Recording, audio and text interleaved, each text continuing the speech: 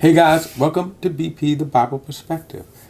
Pastor Rod Parsley has come under sharp criticism for some racially insensitive statements he's made, and yes, he's done his apology video.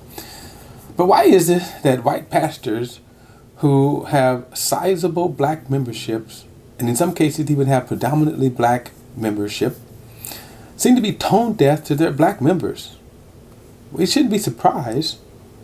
They never target African Americans in the first place. Now, before I get into that, please like and share this video and subscribe to BP, The Bible Perspective. And as always, if you have a thought or comment, add it to the comment section below. All comments are welcome.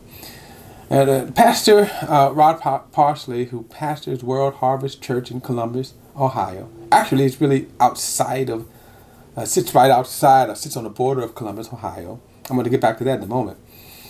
Recently made a statement in light of the George Floyd murder.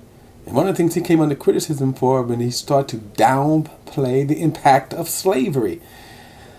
Now, the question is why? Now, of course, he has done his apology. And I'm going to tell you, in my opinion, why he did so quick of an apology. I guess he hadn't looked out and saw the sea of protesters that's surprising the world itself, right? Even the NFL has apologized for the way it treated Colin Kaepernick. My question is, why now? Again, I guess people looked out their window and saw the sea of protesters. The problem with Rod Parsley is, I'm going to bring another name, as you probably saw in the thumbnail, Paula White. Now, both of them share a seat at the Trump Advisory Board, the evangelical, or whatever you want to call it. And what's interesting about that is these two, now Paula White is of course even more shadier character. She's just a hustler, in my opinion. She now has recently resigned from, I think it's World Destiny Church in I think the Orlando area, which was pastored by the late Zachary Timms. Now, the reason why I say that is because that's a predominantly black church. And why that church appointed her pastor. She recently had her own church that she had pastored with a mega church with her then husband, Randy White, whom they divorced. I think Paula White is on her third marriage. But of course, she has a whole host of theological problems. And so now she kind of weathered her way, in my opinion, with the foolishness of the church board of the late Zachary Zims, church. And it's a predominantly black church, as I said. And so she stepped down and put her son on the board. Now the question is why? Now, Rod Parsley, of course, as I said, his church is outside of Columbus, Ohio, or it sits on the border. I think it has a Columbus, Ohio address, but it is in a predominantly white suburb. So that brings me to the statement. Now, remember I said, why is it that these white pastors seem to be tone deaf when it comes to their racially tone deaf, I should say, when it comes to their black membership? Now, let me just say this. They never target African Americans in the first place. That's why World Harvest is situated where it's at, even though you have a sizable black membership. Same thing with Paula White. Now, she came back to this church, and again, when you have a mega church, and you got a church more than 2,000, nice paycheck, right? It's a money thing with her. But I've seen other white pastors, and this is kind of the thing that kind of happened. Maybe I'm going to say I've been a Christian for 40 years, and I've been a part of every kind of church, in that a small church, a mega church, all black church to an all white church. Well, I guess technically you can't call it an all white church, even though because me and my wife were the sole black members. But so in that case, it was a multi-ethnic church. But the one thing I begin to see about pastors, these kinds of pastors, Well, that they never targeted African Americans in the first place. Under the kind of the guideline principles of what's called church growth, they had selected their church grounds in usually upper middle class or middle class white suburbs. You see, they wasn't looking for black membership. See, what happens is that these popular churches with popular messages or whatever their thing is, they attract people. Blacks are more mobile, of course, now. They can drive out. And what's interesting is that the farther out these churches get, blacks can still drive.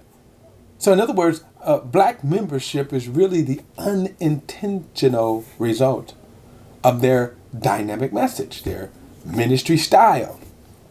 Yes, and you can even say theology. It could be good Bible teaching. Now, I remember asking, there's a movement that influenced my life that I became very attached to. And I kind of noticed this church was a verse-by-verse teaching church through the Bible. They have some over 1,400 members. And I was kind of just wondering, how is it that the predominant number of these churches are in all white areas? The home base of this church itself sits in a very much so lily white area. Now, let me be fair. That's not to say that because they're located in these churches that they're racist or anything else. That's not what I'm saying. But a lot of these churches are on purpose. They target areas that has least minorities, more whites, and more affluent, meaning middle class and up. That's why I said they wasn't targeting African Americans in the first place. So that brings me back to their philosophy of life. Rod Parsley and Paula White, they are avid conservatives, or at least Paula White thinks she pretends to be. I think her game is just buddying up to the president, personally. But Rod Parsley is a conservative. A lot of the other people are white conservatives, meaning they're not too keen on black folks. And among white conservatives, racism runs deep. So it's no surprise when Rod Parsley took on his tone and basically tried to say that racism wasn't that bad, the founders wasn't that bad. You see, in his follow-up video, he says we need to stand with our black brothers and sisters. We need to stand. That's yet to be seen. In other words, hey, if I was to go to Rod's church, how do certain black people feel about, let's say, opportunities? Can they grow equally? And that's a common complaint in some of these churches. You see, here's the point. The church should be the example. And it's always amazing to me when you see these white churches. And again, the church growth organization that came out of the 80s basically said they were racist. In other words, they would use terms like, hey, go where the money is. Don't go in certain neighborhoods. Let the indigenous people, work that harvest field. That's not what God said. Go into all the world, he told his disciples. So under the guidelines of that mess that they was preaching, they said, hey, select your city and your town. Now the problem is that, see, black people, you go out there and you think that these people love you, that they welcome you, and in reality, they tolerate you.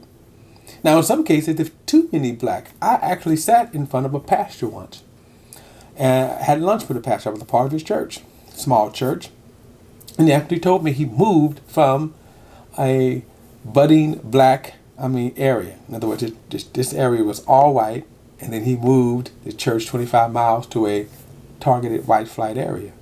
We started going to the church in this area because we knew the kind of church it was. At least we thought we did. But that was an eye-opener when he told me that he moved this church, you see, away from black people, and especially black people that started moving in to come attending this church. His response to me was that he tried to get a black pastor to take over. Think about that. A black pastor. I go, a black pastor. Wow. You see, if you're going to have change, then really change and welcome people and see people the way they are, the way God sees them, not according to your stats, your demographics, and your unwelcome demographic. Okay, guys, that's my perspective. And as always, like and share this video and subscribe to BP The Bible Perspective. And as always, if you have a thought or comment, add it to the comments section below all comments. So welcome to next time. I'll see you then.